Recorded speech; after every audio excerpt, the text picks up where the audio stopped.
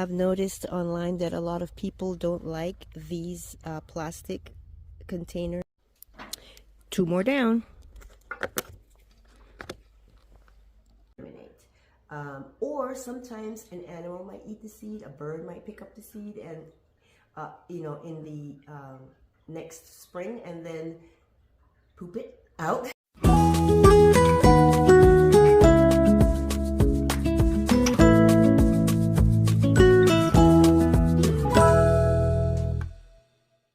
Hello everyone, welcome back to Safe at Homestead. I am so excited to have you guys here with me today.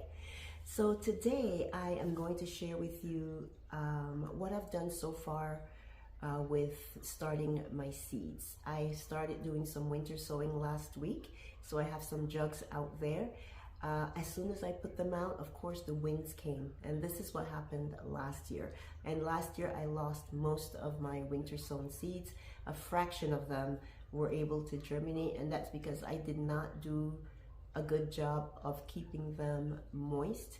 The wind just dried out everything, and that's happening again this year, even in this different location. But we are at a higher altitude and we get more winds, and it's relentless sometimes. So I am going to leave you guys with this video showing you what I was able to accomplish while I go outside and make sure that they are still moist. And then I will come back and show you guys what I'm doing with starting seeds or preparing seeds in my refrigerator. The mister is getting some pallet boards ready to put the garden fence panels together, and while he's doing that, I am getting ready to winter sow some beans. So I have my soil here in these gallon jugs. I've shown you guys before how to do that. You're just cutting them all around and leaving a little hinge here where the handle is. And I am not using seed starting soil, I am using just potting soil. I'm using a potting mix because there's more nutrition in here, and these are going to stay in here till they're ready to go in the ground. So I am doing my royal burgundy here, shadow, moon shadow hyacinth here. I have the oriental yard long, the French fillet, contender, and strike beans. So let me get started.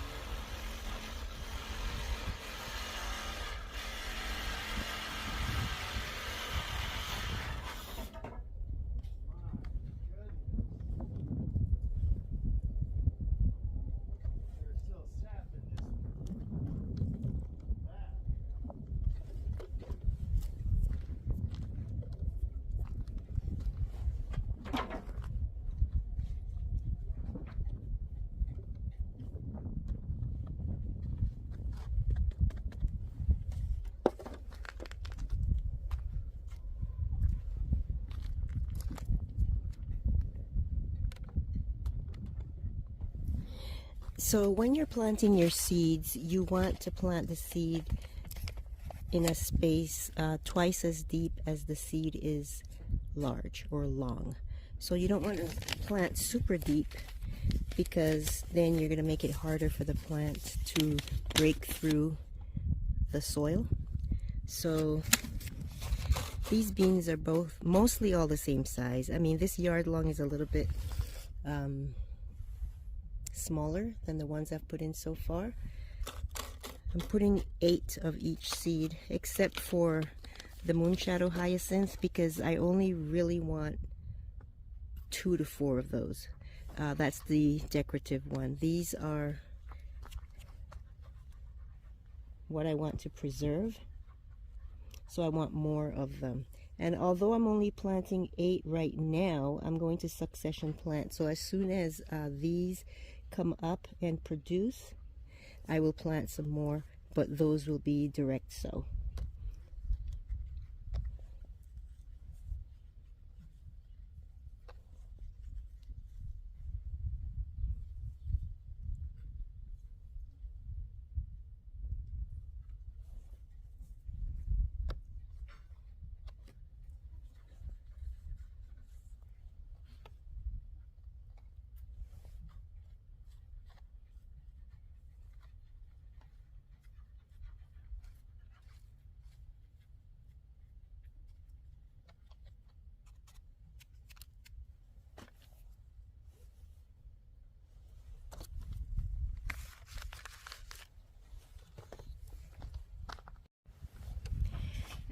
These French fillets are white,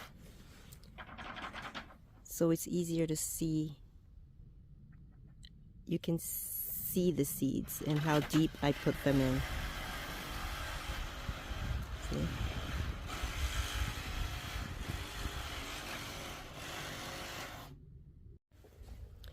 I've noticed online that a lot of people don't like these plastic containers for their seeds. They prefer the binders, and my feeling is whatever works best for you is what you can use. But I'm going to tell you why I like these. I like these because they are hard and it's a secure way of keeping your seeds.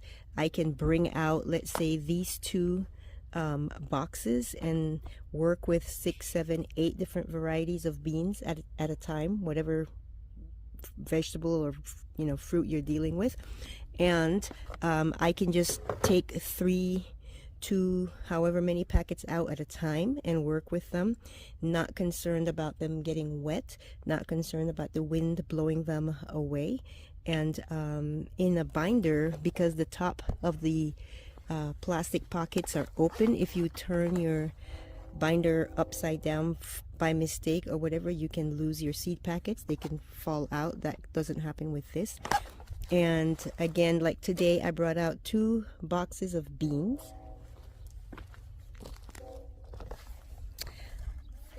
a box of okra,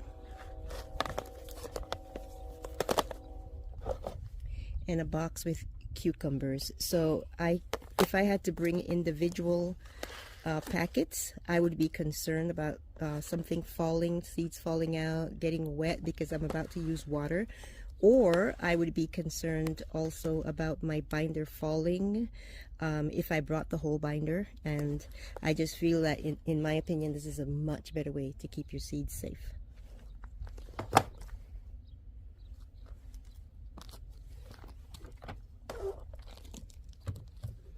So now let's spray just a little water on these. The soil is pretty moist, but I just want to make sure that there's full contact with the seeds, that the soil is fully in contact with the seeds, and that there's enough moisture to get it started. Because remember, this is like a mini greenhouse. I'm going to tape these up and cover them, and they're going to be in here till I'm ready to plant them. I will check on them every so often to make sure that they are still moist, because I do live in a very dry climate, but it won't be a regular thing.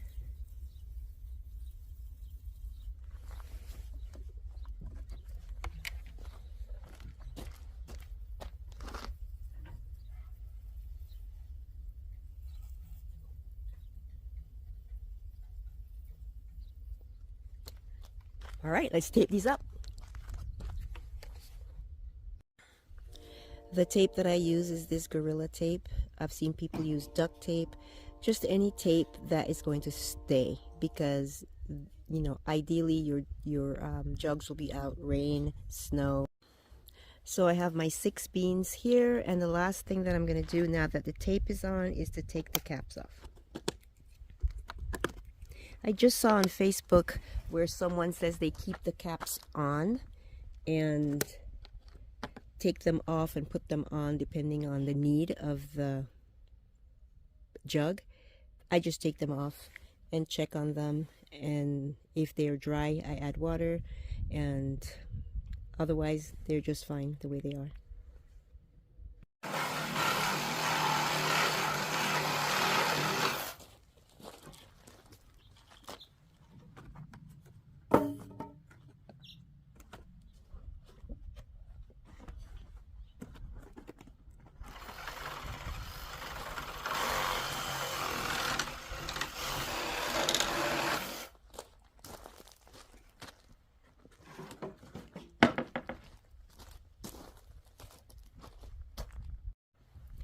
Okay, the next thing I'm going to plant is okra and cucumber. And here's a little tip for space saving, or if you don't have a lot of jugs.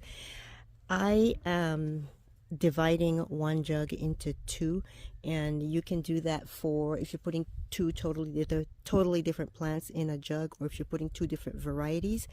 So I decided to go ahead and plant some of the green okra as well as the Clemson spineless, just in case one works better than the other in this winter sowing method. So I'm going to put half and half, and then over here I'm going to put my bait alpha in one half and my Armenian yardlong in the other. And you can use anything as long as it's waterproof. This is just a piece of a styrofoam egg carton.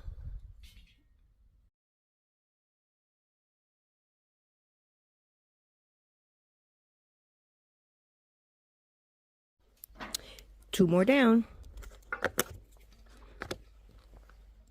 Okay, so as expected, a lot of those jugs were dried out or half dried out. A lot of them were like half was dried out and half wasn't. I'm not sure what that's all about, but yeah, the winds definitely dried out a lot of those. So I moistened them again, and I will try to go out there daily, and I'll just take some water with me every time I go, just in case I need to do that again. And then I set up some other jugs to do things like tomatoes and peppers, and a few other things, and maybe I'll share that with you as well. But right now I wanted to talk to you about two things that I'm doing with my plants, or with my seeds. One I did before, and it didn't work. And the reason it didn't work was my fault, because I put those seeds so far away in the garden and the hose didn't really reach there, and it was a hassle to water them. So those seeds just did not germinate. And the other thing is something that is new to me. So I am talking about cold stratifying your seeds and scarification. So stratification and scarification. So let's start with stratification. The thing with stratification is that some seeds need a period of dormancy, and they get that through the winter. And if you are buying seeds, then they're not getting that, right? You're starting with seeds from a seed packet. So what you want to do, or what I am going to do, is give those seeds an artificial winter period. And you do that by moistening them and putting them in the refrigerator. So that is what I am going to do with some flowers. And not all of them need that. So I did a little bit of research to find out what flowers needed that. And I started being more careful and looking on the back of my seed packets to see if they gave that information. And what I've learned is that it is not consistent. Some seed companies do put that information, and I've never noticed it.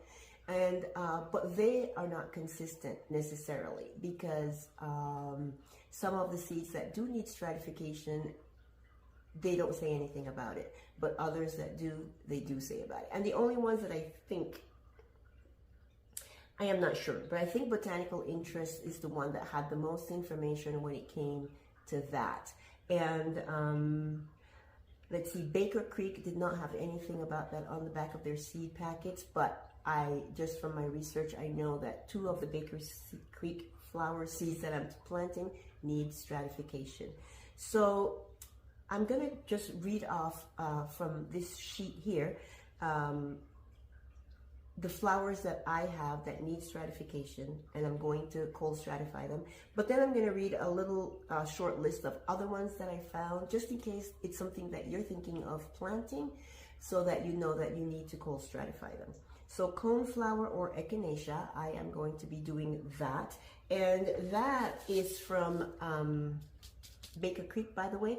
And it said nothing on here about cold stratifying seeds, but I found that echinacea is one that needs to be cold stratified, and bells of Ireland also needs cold stratification, and there again Baker Creek, and it said nothing about that.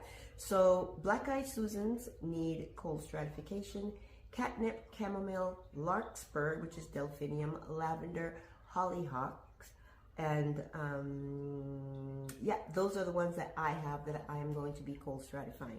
Additionally, I found that Chinese lantern, arnica, milkweed. Well, I am going to plant milkweed too, but I don't have any yet. I haven't, I need to just look again in the catalog and make sure I get the right one for my region, because I do want to attract butterflies, and I want to make sure that I get the milkweed that will do best here. Balloon flower, butterfly bush, evening primrose, fuchsia, goldenrod, hardy hibiscus, hens and chicks, and lobelia, or others that need cold stratifying. So basically, you're just going to take a paper towel, fold it, moisten it with a spray bottle, and then put your seeds on there. You want to moisten the paper towel first, because if you put the seeds on and then try to moisten, they might fly away, you know, when you spray. So spray some water first, sprinkle the seeds, and then spray again, fold it up, and put it in your fridge for 2 weeks to a month, depending. Seeds require a different amount of time, but I'm just going to leave all mine, excuse me, I'm going to leave all mine in for a month, 4 weeks, just so I don't have to worry about taking some out in 2 weeks. And besides, I don't have anywhere to put the seeds that I'm going to be planting. Well, some are going in my little front patio and my little back patio, so I do have room for those. The ones that are going in the garden itself, I don't have garden beds yet, so yeah, I'm just putting everything in there for 4 weeks. If they stay for 6 weeks, that's fine. There are a few that say 6 weeks, cold stratification. Now, the other thing that I learned about, or the thing that I learned about recently that I've never heard about, is scarification. And scarification is something that, well, let me back up. There are seeds that have a hard shell, and they tend to be a little bit bigger seed. Let me give you an example.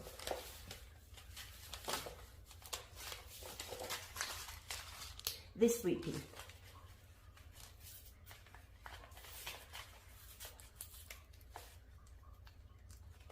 So let me talk about it while I'm opening this, trying to be careful. Scarification is when you either rub the seed on some sandpaper, probably an emery board would work, or, okay, that didn't work, so I'm tearing this packet. You clip it, you know, with a nail clipper and take a piece of it off, or you soak it overnight. So see that? It's a pretty big seed. This is the sweet pea. So the reason for that is that the hard shell is nature's way of protecting the seed so that it doesn't sprout prematurely and then die. So for example, let's just say I had some sweet pea growing, and it went to seed and the seed fell down at the end of summer. If it started to sprout, or if it sprouted right then and started growing, come fall, late fall, and then winter, that plant would die, because it's not time. It's not the ideal time for it to germinate and grow, right? And so that is the protection for the seed. Now, come spring, when the rains start falling, that is like the equivalent of soaking it. And then that's the right time for the seed to germinate. Or sometimes an animal might eat the seed, a bird might pick up the seed, and you know, in the next spring, and then poop it out. So it goes through the digestive tract, and so it's been moistened quite a bit, and then it's dropped somewhere, wherever it's pooped out, and then it starts to grow. That's the ideal situation for that. So plants that need that are, I only have a few seeds that need scarification: lupines, morning glories, sweet peas, which is one that I'm going to grow, and nasturtium, which is another one that I'm going to grow. I started just checking the back of seed packets too to see if I saw anything about that, and there were a couple.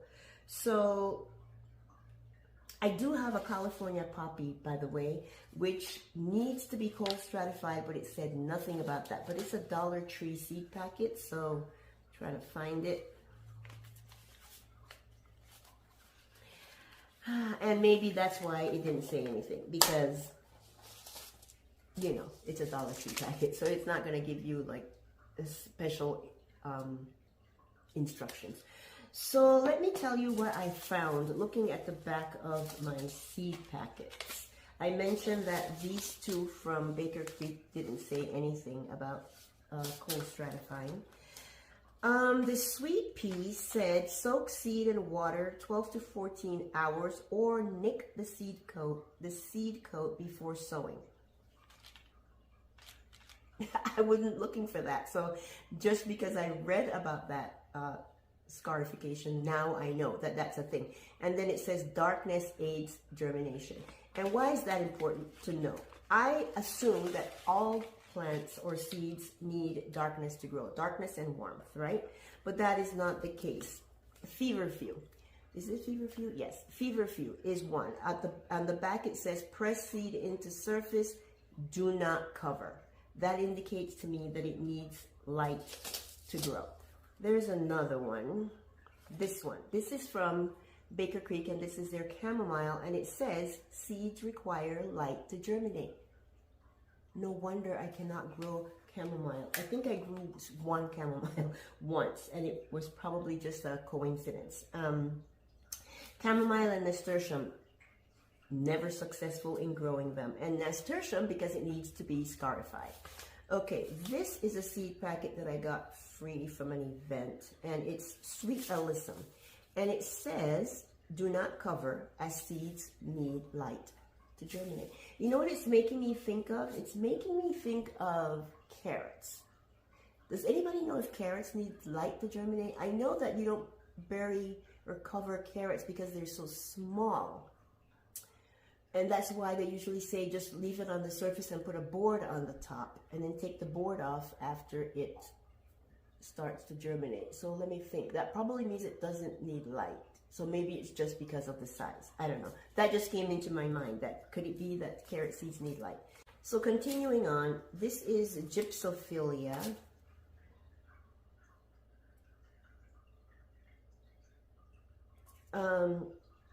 Press seed firmly, surface and keep moist, don't bury. This is lavender, and I think this is the one that requires possibly the longest stratification time. It says cold stratify for 3 to 6 weeks, so you could leave it up to 6 weeks, and that's why I figure I'm gonna just leave everything 4 to 6 weeks. This is from M.I. Gardner, and so lavender. Never grew lavender well. Even when I bought it from the nursery and brought it home, I couldn't keep it alive. Hollyhock. Let's see. This says roots are. Oh, a lot of these say roots are sensitive to disturbance, and so they suggest growing them in the biodegradable pots. But what I'm going to do is, I probably will be direct sowing. And I will just, tear the paper towel and put it down where I want it, and leave it that way. If there are any that I end up putting in milk jugs to grow, I probably will just take the whole mass out and put it where I want it, rather than trying to take them out individually. Okay, it also says rub seed lightly with sandpaper or nick the edge with a clipper. And then it says light aids germination. So not only does this need scarification, it needs light to grow. So when I start working with these, I really have to pay attention. I mean, it's going to be a little more work, but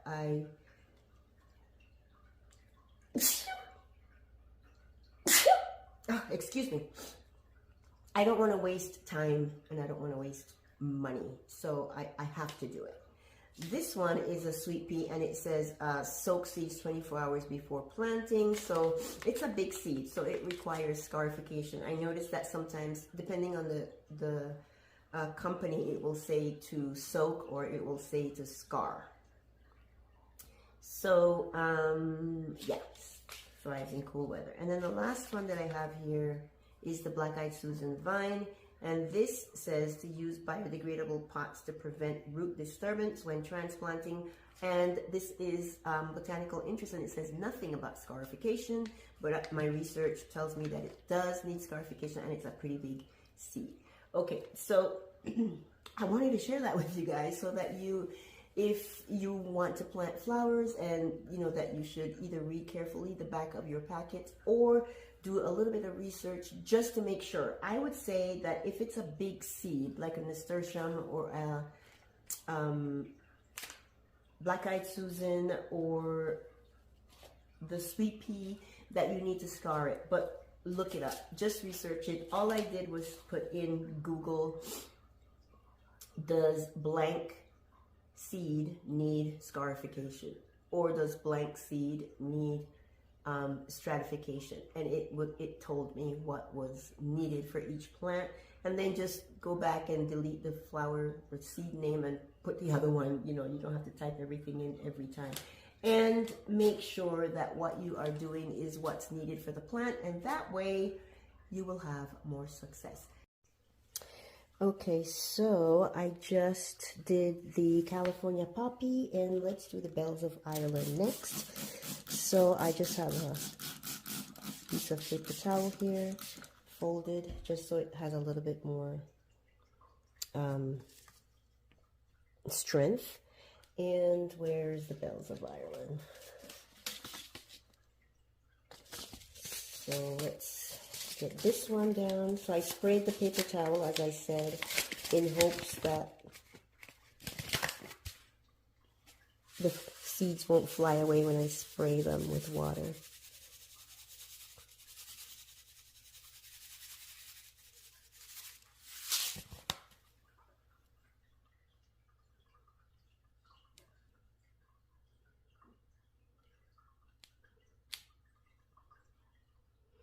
Actually, I probably don't need to. I could spray them after I fold this over.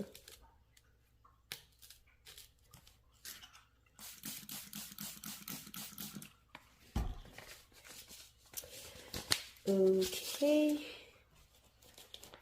grab a baggie, and I have some labels here with the names of the flowers because I don't have a Sharpie, so I can't write on the baggie.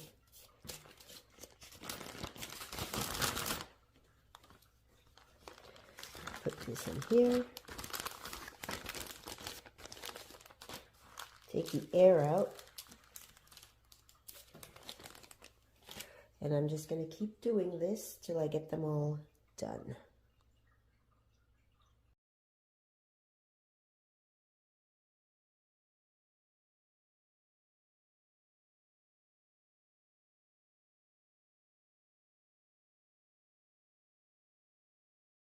Okay, so I got 8 different flowers. I think it was 8 different flowers, seeds done. I put them in a recycled baggie here, and I dated it 3/6, which is today's date, and I'm going to put a reminder in my phone, one for 4 weeks from now, just in case I have some raised beds that I can use, or I have time and I am ready to put them right here in the back or the front patios. And then another reminder for 6 weeks to remind me again, in case I didn't use them, I didn't plant them, or I planted some but not all, to take them out and get them in some soil. Okay, so later today I'm going to be going out and doing some more winter sowing. I'm going to be doing tomatoes and peppers for sure. I might do some okra, and I am not 100% sure what else, but I'm going to be filling several jugs later today.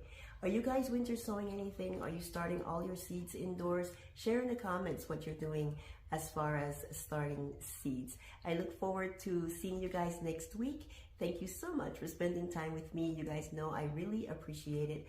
If you haven't subscribed yet, subscribe so you can see what we're up to here on the homestead. See you next time.